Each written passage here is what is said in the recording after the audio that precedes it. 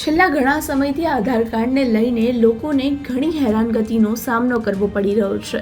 છેલ્લા ઘણા સમયથી સરકારી પોર્ટલનું સર્વર ડાઉન રહે છે, જેને લઈને સામાન્ય લોકો ખૂબ જ હેરાન થઈ રહ્યા છે. આધાર કાર્ડની સાથે સાથે હવે જન્મ મરણની તમામ કામગીરી પણ કેન્દ્ર અને રાજ્ય સરકારના પોર્ટલ તથા વેબસાઇટ પર થાય છે.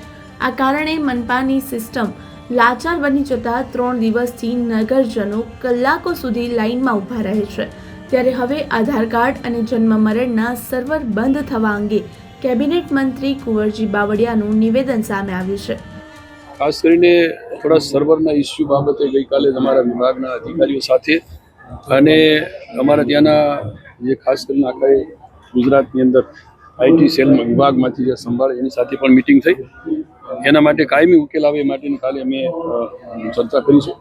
લગભગ 1-2 દિવસ પછી આ બધું જે આખું સોફ્ટવેર નવું નિર્માણ કરવા જઈ રહ્યા છે, જેથી કરીને અત્યારના જે સોફ્ટવેરને કારણે જે કેવાયસીના પ્રશ્નો છે એ હું સમજુ છું ત્યાં સુધી આવતા વીકથી લગભગ નહીં રહી કે ગુજરાતમાં કેવાયસી ખાસ તો એટલા માટે અમારો આગ્રહ છે અને રાજ્ય સરકારનો પણ આગ્રહ છે કે જેને કારણે જે ક્યાંક અમારા વિભાગની જ જો વાત કરું તો ક્યાંક થોડું ઘણું નાનું મોટું જે ગરીબ લોકોને જે વસ્તુ સમયસર મળવી જોઈએ અથવા તો એમાં ક્યાંક થોડી નાની મોટી ક્ષતિઓ ભૂલ એને કારણે વિભાગમાં રાજ્ય સરકારનો ઘણી બધી ક્યાંક અબજસ મળે છે.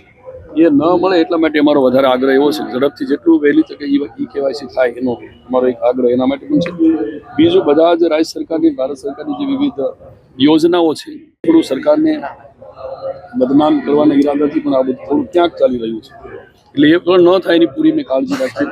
દરેક જિલ્લામાં જિલ્લા કલેક્ટરો સાથે અમારા વિભાગના અધિકારીઓ અને અમે સીધા સંપર્કમાં છીએ. જ્યાં જ્યાં મુશ્કેલી પડે ત્યાં રાજ્ય સરકાર પડખે તરત જ ઉભા રહી અને એનો ઉકેલ લાવવા પ્રયત્ન કરીએ છીએ.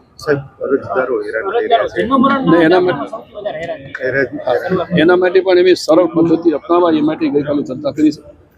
જન્મ મરણ માટેનું જે કેવાયસીમાં એક થયા પછી જે પ્રોબ્લેમ વારંવાર ધક્કા ખાવા પડે ન ખાવા પડે એટલા માટેનો વિભાગનો રાજ્ય સરકારનો આગ્રહ છે.